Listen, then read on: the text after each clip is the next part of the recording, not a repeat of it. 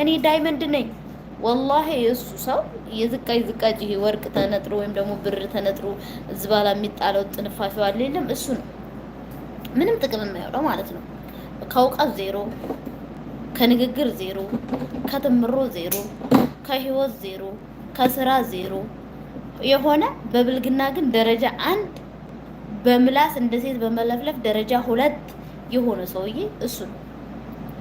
እገሌ አልላችሁ። ከዚህ ውጭ ግን ሌላ ነገር ምንም ነገር የሚፈይደው የሚያደርገው ነገር የለም። ምላስ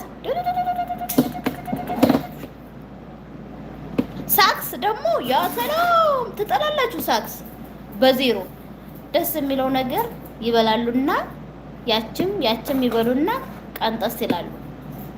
የሚገርማችሁ ለምን መሰላችሁ? ለምን ከእህታችን ተረድተናል። ሁሉም ነገር የእህቴን ጽሑፍ እስካሁን እንግዲህ ወደ ኋላም ተመልሳችሁ ማዳመጥ ትችላላችሁ። ከላይ ትሰወጣላችሁ።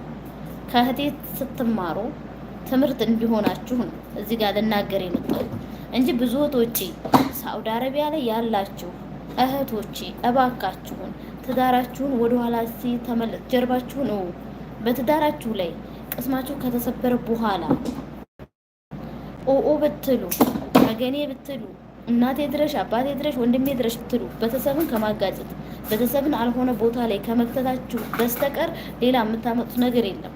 በተለይ በስደቱ ዓለም ላይ ብዙ ቶቻች ሲያለሱ ነው የማየው።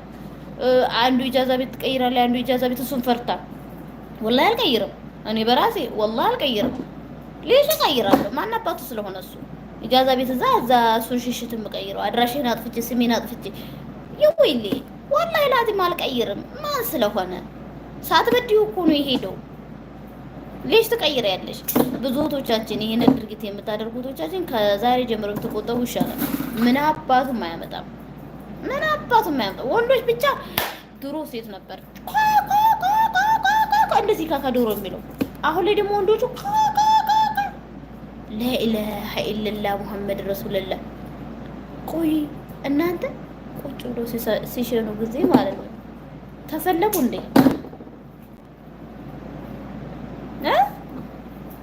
ተሰለቡ ወላ ምንድን ነው? ተሰለቡ ወይ ተሰለቡ? እስኪ ንገሩኝ።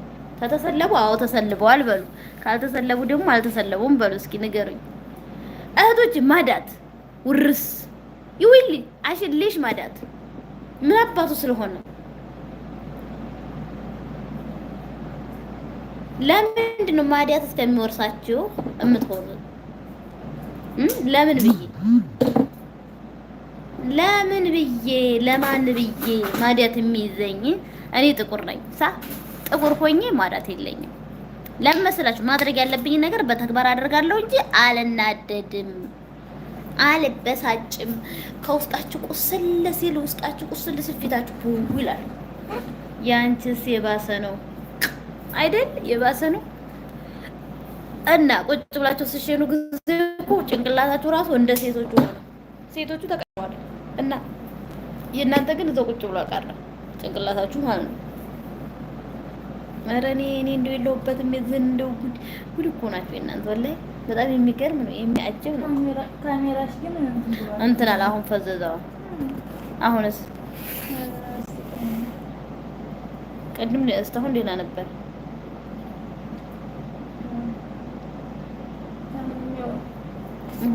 ምንም የነካውን ነገር እኮ የለውም።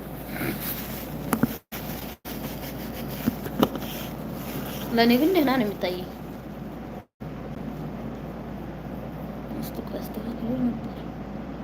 ሆኖ ነው አሁንም ነው ወላሂ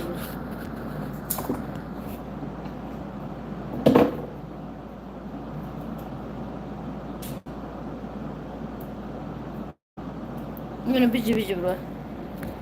ምን አባቱ ነው?